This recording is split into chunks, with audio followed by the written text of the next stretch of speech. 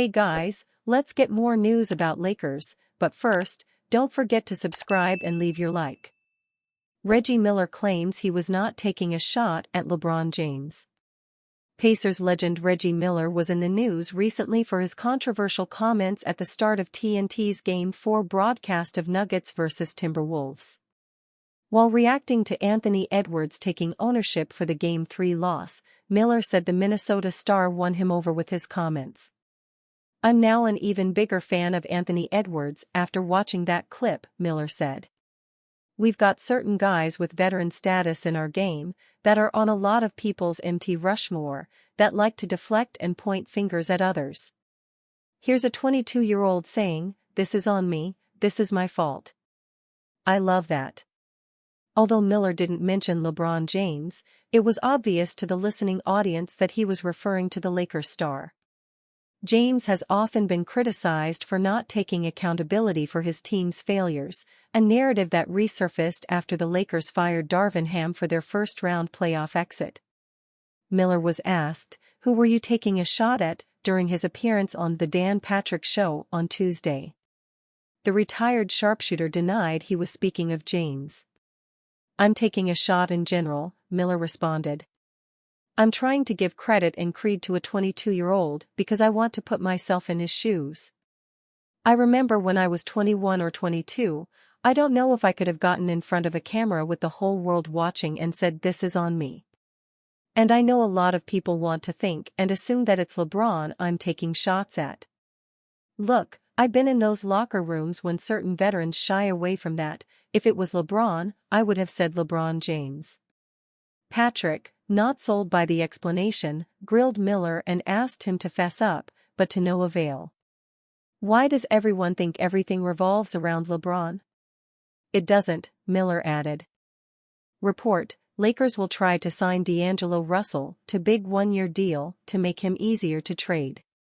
The Los Angeles Lakers reportedly may have a plan to re-sign D'Angelo Russell, but not because they want him to play all of the 2024-25 NBA season for them. Instead, they believe it will be easier to trade him if he has a new deal, either at the 2025 deadline or perhaps even as early as this coming off-season. Now, the Lakers, I'm told, are going to try harder to make sure he takes a one-year deal that would be easier to move at the deadline, if not this summer, but are somewhat weary of his market given how he played in the regular season, wrote Anthony Irwin. Reports have already linked him to the Orlando Magic given their dearth of scoring from their guard positions. Russell had a good regular season but once again sputtered in the playoffs, a trend that has followed him everywhere he's played. Sources say the Lakers tried to trade him at the deadline, but no team wanted to acquire him because of the leverage he'd have heading into the summer with that player option. The Lakers understand the limitations that come with a backcourt pairing of Russell and Austin Reeves, especially on the defensive side, and will likely try to sign and trade Russell. But if they don't find an offer they like this summer, they're open to running it back with the intent to upgrade at the deadline, hopefully with Russell on a large expiring contract. As has been his history, Russell followed up a fairly successful regular season with a somewhat disappointing showing in the playoffs. In 76 appearances, 69 games started, during the regular season, he averaged 18.0 points and 6.3 assists per game. In a 5-game, first-round series loss to the defending NBA champion Denver Nuggets, his averages fell to 14.2 points and 4.2 assists per contest. The 28-year-old holds a player option on his contract for the 2024-25 NBA season that is worth $18.6 million. He could choose to become a free agent to be able to sign with any other NBA team. The Lakers obviously would not want to lose him for nothing, which is why the idea of a new contract, perhaps then followed by a trade, is part of their decision-making process. In addition to the Magic, the Cleveland Cavaliers may be a possible partner if they have to deal All-Star guard Donovan Mitchell this offseason. A recent report said the Lakers would be at the front of the line if the Cavs made the 27-year-old available. He would be a fine solution to Lakers' quest for a third star to complement LeBron James and Anthony Davis. Since their season came to a disappointing end, the Lakers have already fired head coach Darvin Ham, who reportedly may have had a strained relationship with Russell. Their new head coach undoubtedly would want to weigh in on any future plans for Russell in particular and the full roster in general.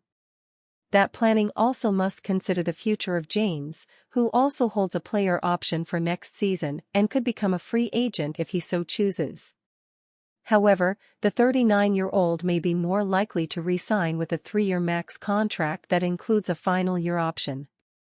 Los Angeles Lakers expected to be serious contenders for Donovan Mitchell trade this summer? How a deal might get done. A new report suggests the Los Angeles Lakers would be at the front of the line in a potential Donovan Mitchell trade market this summer. But what would it take to get a deal done for the Cleveland Cavaliers superstar guard?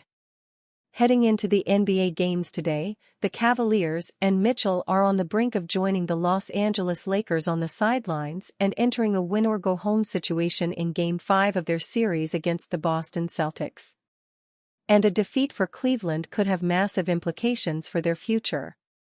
There have been rumblings for months that top star Donovan Mitchell is not interested in signing an extension and the team could be compelled to trade him this summer with a full year left on his contract. While the Knicks have been linked to him for over a year, on Tuesday, the Athletic NBA columnist Jason Lloyd suggested the Los Angeles Lakers need to be taken seriously as a suitor for the 5-time All-Star. If Mitchell doesn't sign an extension with Cleveland this summer, the Cavs will have to explore trade options, and one of the teams standing at the front of the line will be the Lakers, Floyd wrote. It's possible, given Mitchell's current condition with his calf, that he has already played his final game in a Cavs jersey. The market for Donovan Mitchell, if he hits the trade block in July, will be stacked. The aforementioned Knicks could be a player, based on how they end their NBA playoffs run. The Brooklyn Nets and San Antonio Spurs have the assets to appeal to Cleveland, and the Miami Heat may be a dark horse in a possible chase. So how could the Lakers win such a competitive race for the uber-talented guard? Well, they would pretty much have to sell the entire house in a potential deal. While that would be a massive risk, it is worth it for LA because they must prepare for life after LeBron James, and having a duo of Anthony Davis and Donovan Mitchell will keep them in a strong position once James walks away from the game. Unlike years past, the Los Angeles Lakers actually have a decent haul of NBA draft picks they could throw into a deal. LA has all of their first-round picks for the rest of the decade, however, eventually one of them, likely next year's, will go to New Orleans as a final payment in the Anthony Davis trade. The Lakers would have to hand over at least 3 of those picks. What helps LA is they could also offer some solid players in a package, and this is where D'Angelo Russell comes in.